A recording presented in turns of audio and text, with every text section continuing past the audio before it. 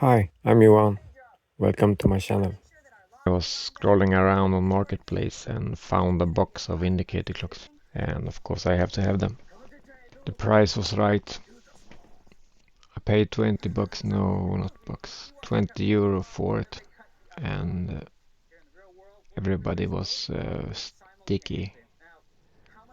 So I had to take them apart and service them.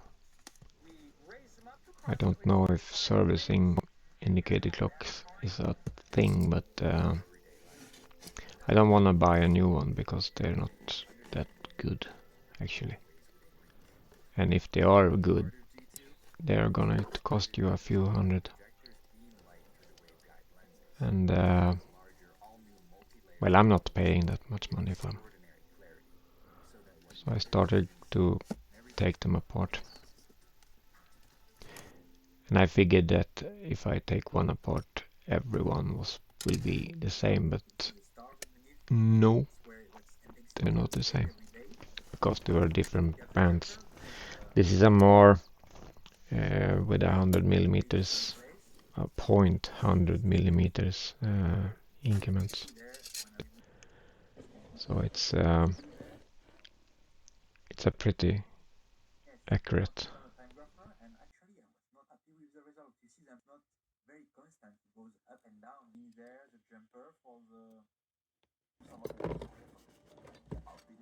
And this dial is very fragile. So you have to take it really, really slow. It's not like a watch, but it's fragile anyway. So I put a bit plastic over the small indicator. And that's a good idea. But my tools are a bit sharp, so yeah, it went through the plastic and it's moored up the dial, but it doesn't matter. It's not for sale anyway. And then just start taking them apart. This way through the dial is often the way you take one apart, but not all of them.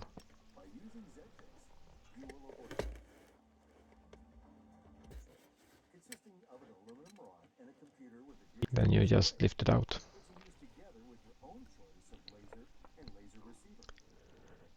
And this is the way it works.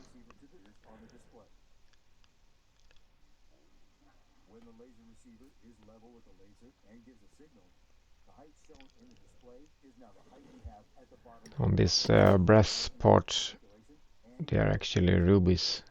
It's not expensive rubis, it's grown industrial rubis.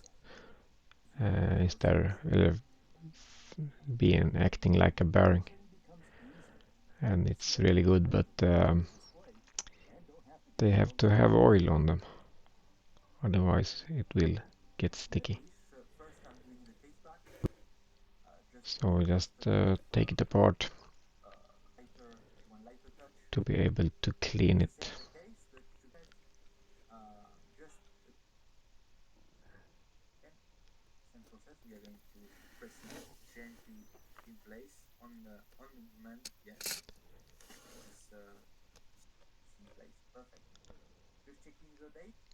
And the gears are only 3 gears in this one.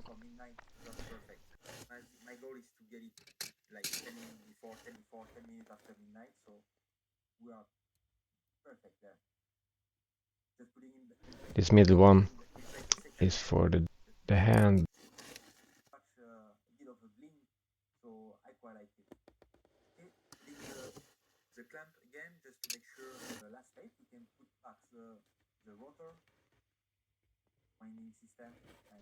Here you can see it's a bit sticky.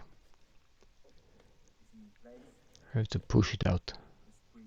It didn't want to go. And you have to be really careful because indicator hand is on that tab.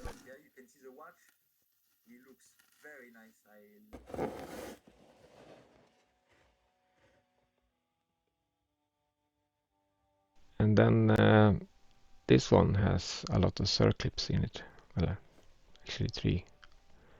They're a bit small, and if you're not careful you will shoot them away.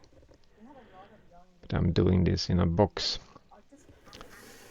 that are sealed with holes for my hands, so they won't come far.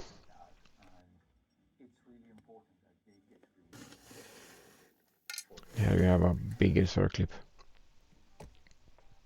And by removing this one, you can push the piston further in, and that will unlock it.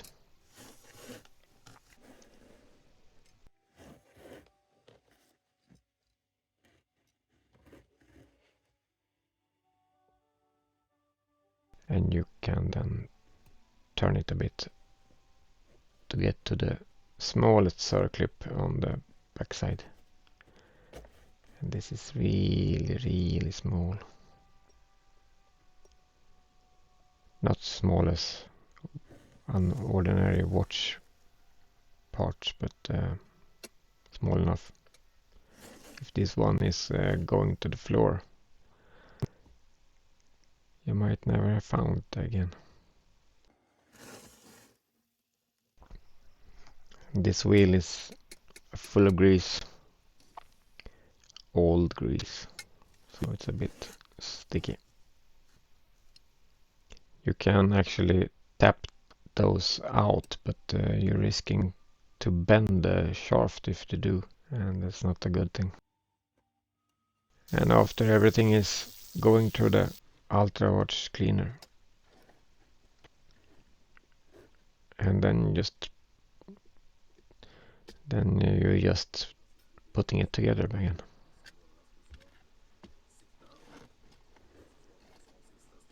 All the surfaces has been oiled now, and I will oil some more, just to make sure it's running great again.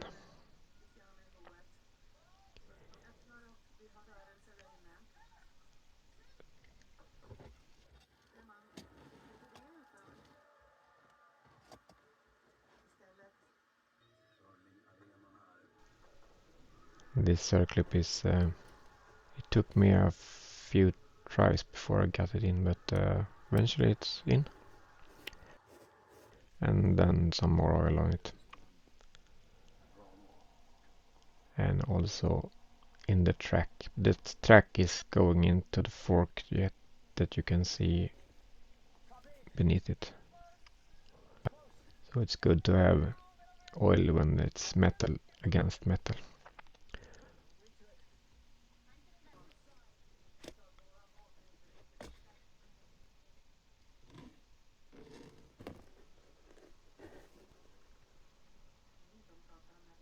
And also in this slot that axle is going through has to be full of grease. Well, not full of grease, but quite a bit.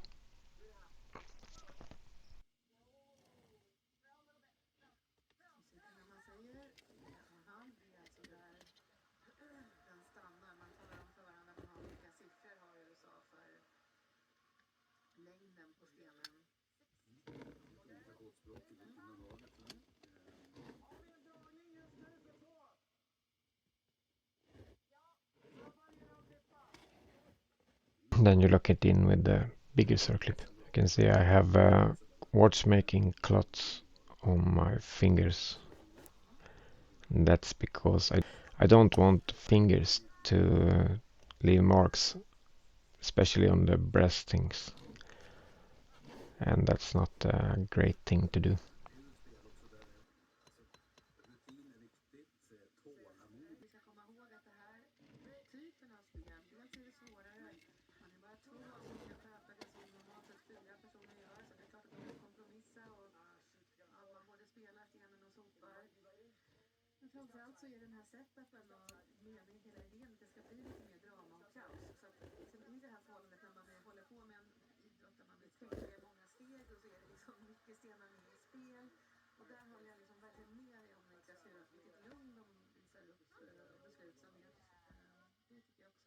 And the spring will go in and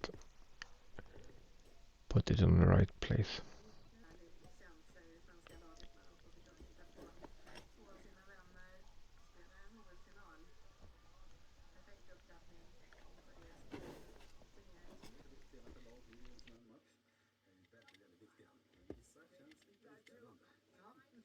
And this is just a cover screw. Probably something to do with when you're putting it together at the factory.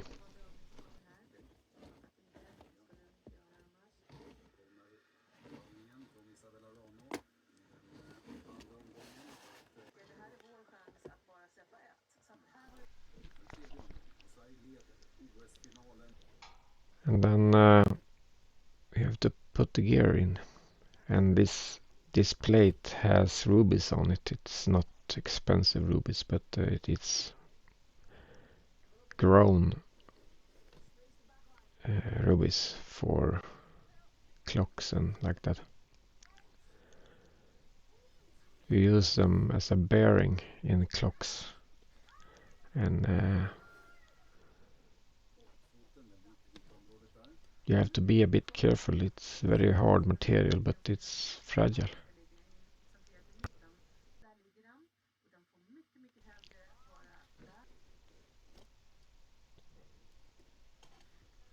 And you, of course, you don't want them to break, and you don't want to bend the tabs, because the gears will not be in their correct tolerance and it will stop. It will get sticky.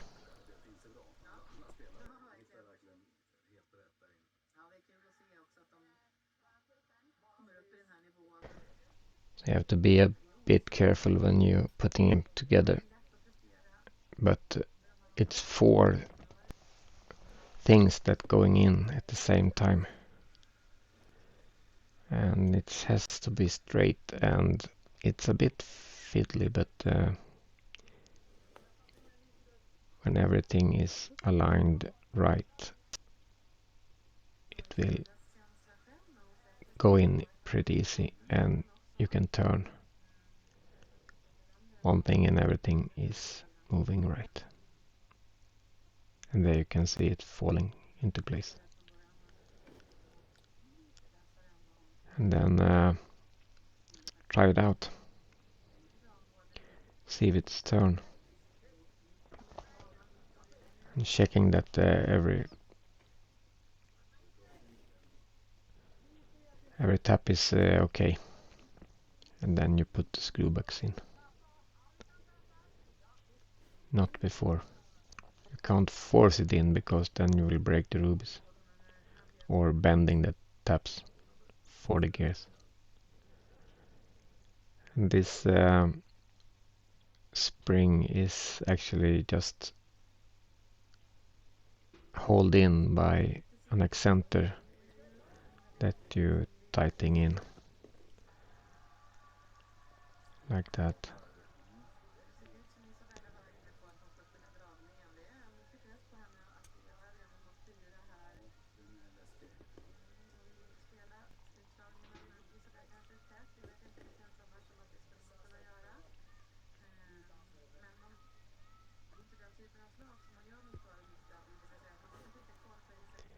And then you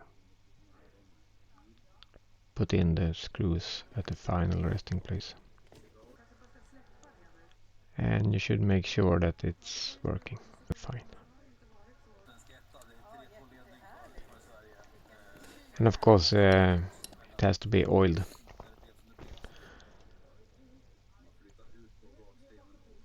Here I'm putting in the last circlip.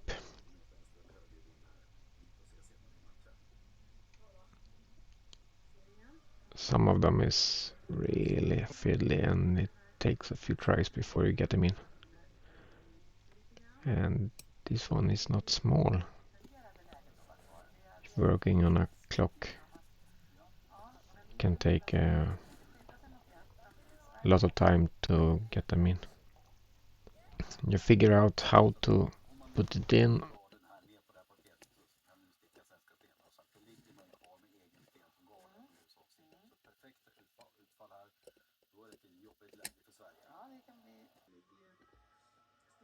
And then you put the dial holder in. That this one is going to be twisted, so it has to be the correct alignment too, of course. But this plate is just for holding it down. And they are made of aluminium, so they're pretty good. The new one is plastic, and that's not great. The only plastic thing in this one is the glass.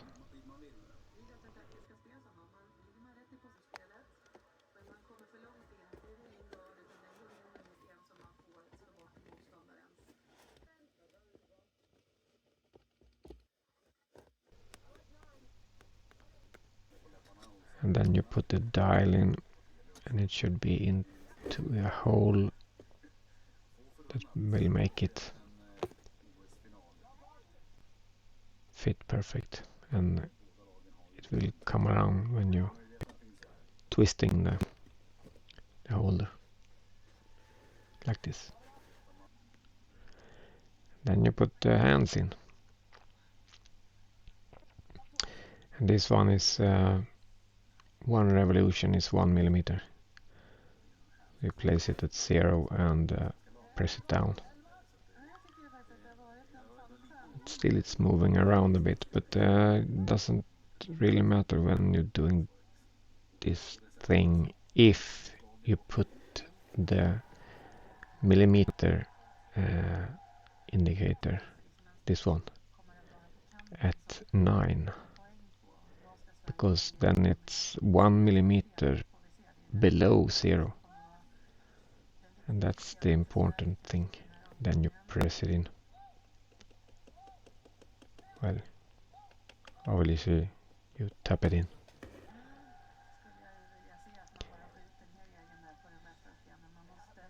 And here you can see it's when it's resting, it's back at 9, and I can take it a 1 turn around, so that's a centimeter, and it should be 0, 0.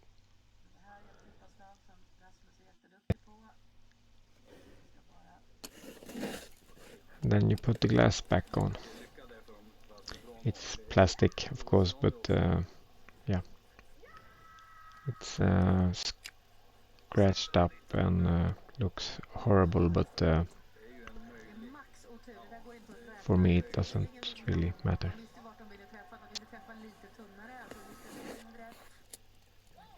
Then you put in the indicator. These one are moved around to put in where you're having the top and the bottom, so you can actually remember how much you move.